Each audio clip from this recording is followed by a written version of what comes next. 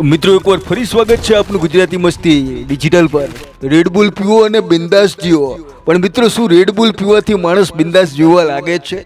શું એક રેડબુલ માણસને એટલું બધું એનર્જી આપે છે કે તે પોતાના બધા કામ ફટાફટ કરી શકે?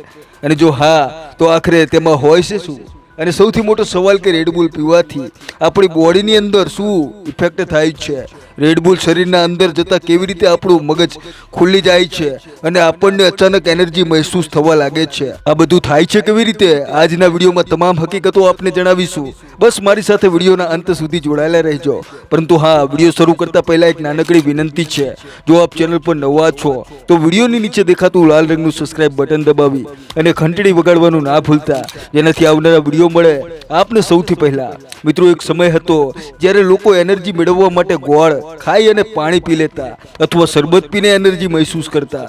લીંબુ શરબત તો આજે પણ એનર્જીનો સૌથી મોટો સ્ત્રોત છે, પરંતુ જમાનો બદલી રહ્યો છે અને લોકો આ પ્રકારની દેશી વસ્તુઓ છોડીને વિદેશી એનર્જી ડ્રિંક પાછળ ભાગી રહ્યા છે, જેમાં સૌથી મોટું નામ છે રેડબુલ।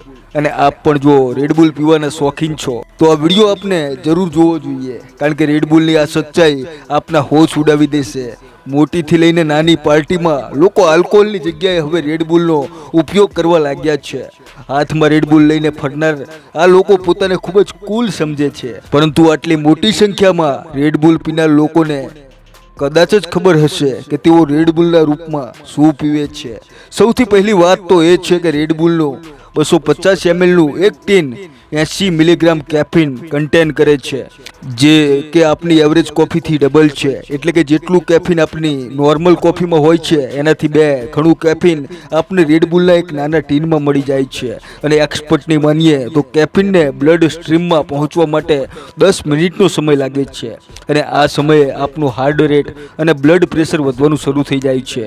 45 મિનિટની અંદર આપ ખૂબ વધારે ફોકસ થઈ જાઓ છો, આપની કાર્યક્ષમતા ખૂબ વધી જાય છે, અને આ કાર્યક્ષમતા મેળવવા માટે લોકો એનર્જી ડ્રિંક પાછળ ભાગતા ચાલ્યા જાય છે। અને રેડબુલ પીવાની 50 મિનિટમાં આપનું શરીર બધા જ કેફીનને સારી રીતે ઓબ્ઝર્વ કરી લે છે।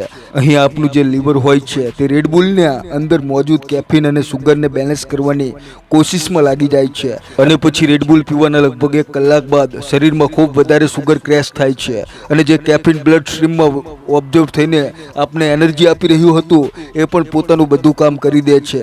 જ્યાં માત્ર 3 કલાકની અંદર આપના બ્લડ સ્ટ્રીમમાં કેફીન હતું તે 50% જ બચે છે, જેનાથી ધીમે ધીમે ફોકસમાં આપને પ્રોબ્લેમ આવે છે। એવામાં એક એવરેજ વ્યક્તિ જે રેડબુલ પીને બેઠો હોય છે એને શરૂઆતમાં જે એનર્જી મળે છે તો 5-6 કલાક બાદ એનાથી પણ વધારે તે થાક મહેસૂસ કરે છે, કારણ કે તેના શરીરમાં જે કેફીન ગયું હતું તેના કારણે તેને એનર્જી મળી હતી। તો હવે જે અસર પૂરી થઈ જાય છે। જો કે બધાના શરીરમાં જે કેફીનની અસર હોય છે તે અલગ અલગ હોય છે। ઘણા લોકોના શરીરમાં કેફીન જતાં જ થોડી મિનિટોમાં જ પોતાની અસર ઓછી કરી દે છે, જ્યારે કે ઘણા લોકોના શરીરમાં તેની અસર લાંબો સમય સુધી રહે છે।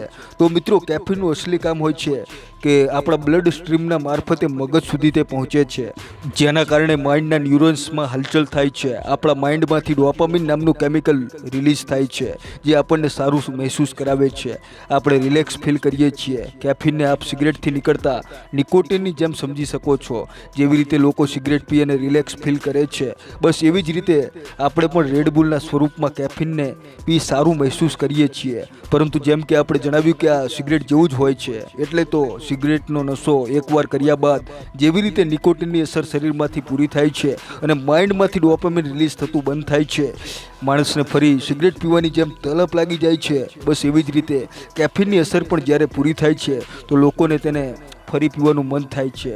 અને આ ચક્કરમાં જ્યારે લોકો જરૂરથી વધારે રેડબુલનું સેવન કરવા લાગી જાય છે તો અસલી પ્રોબ્લેમ શરૂ થઈ જાય છે, કારણ કે આપ આખા દિવસમાં એક રેડબુલ પી રહ્યા છો તો આપ આપના સ્વાસ્થ્યને જોખમમાં મૂકી રહ્યા છો, પરંતુ આપ એકથી વધારે રેડબુલ પી રહ્યા છો તો આપ ડેફિનેટલી આગળ ચાલીને બીમારીમાં પડવા જઈ રહ્યા છો। કારણ કે રેડબુલની અંદર ના માત્ર કેફીન મોજૂદ હોય છે, પરંતુ એની અંદર ખૂબ વધારે સુગર પણ હોય છે, જે ડાયાબિટીસથી લઈને મોટાપા સુધી ઘણી બધી બીમારીઓને આમંત્રણ આપે છે।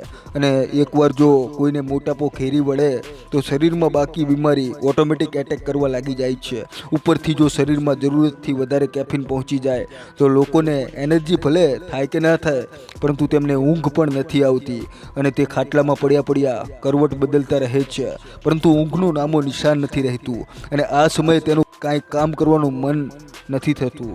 આ પ્રકારની પરિસ્થિતિ ખૂબ જ ખરાબ હોય છે, જે લોકો સાથે ત્યારે થાય છે જ્યારે તેમના શરીરમાં વધુ કેફીન હોય છે, કારણ કે ઊંઘમાં ગડબડ થવા લાગે છે તો માણસ એન્ઝાયટી ડિપ્રેશનનો શિકાર બની જાય છે.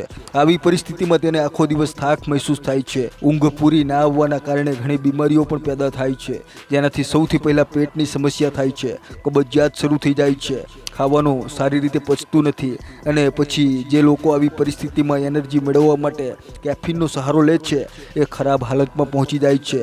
હવે મિત્રો, અહીં સમસ્યા રેડબુલ નહીં પરંતુ તેની અંદર રહેલું મોટા પ્રમાણમાં જે કેફીન હોય છે તે આપણા શરીર માટે બિલકુલ સારું નથી. પછી તે કેફીન રેડબુલના મારફતે અંદર જાય કે કોફી પીવાથી સાઈડ ઇફેક્ટ છે તે બધા માટે બરાબર હોય છે. આવા સમયે જ્યારે રેડબુલ આપણને એનર્જી આપી અને કાર્યક્ષમતા વધારી દે છે, પરંતુ જ્યારે એનર્જી ડાઉન થાય છે તો સામાન્ય વ્યક્તિ જે કામ કરે છે એ પણ નથી કરી શકતો. એટલા માટે મિત્રો, કેફીનના ચક્કર છોડી અને એનર્જી મેળવવા માટે ગોળ, ચણા અને ડ્રાય ફ્રૂટ ખાવાનું શરૂ કરી દો, કારણ કે એનાથી વધુ એનર્જી આપણને બીજા કોઈ માધ્યમથી નથી મળી શકતી. બાકી જો આપનું આ વિશે શું માનવું છે એ કોમેન્ટમાં જરૂર જણાવજો અને આ વિડીયોને ફટાફટ શેર કરી દેજો કે રેડબુલ કેટલું નુકસાન પહોંચાડે છે. ફરી મળીશું એક નવા વિડીયો સાથે. જય હિન્દ.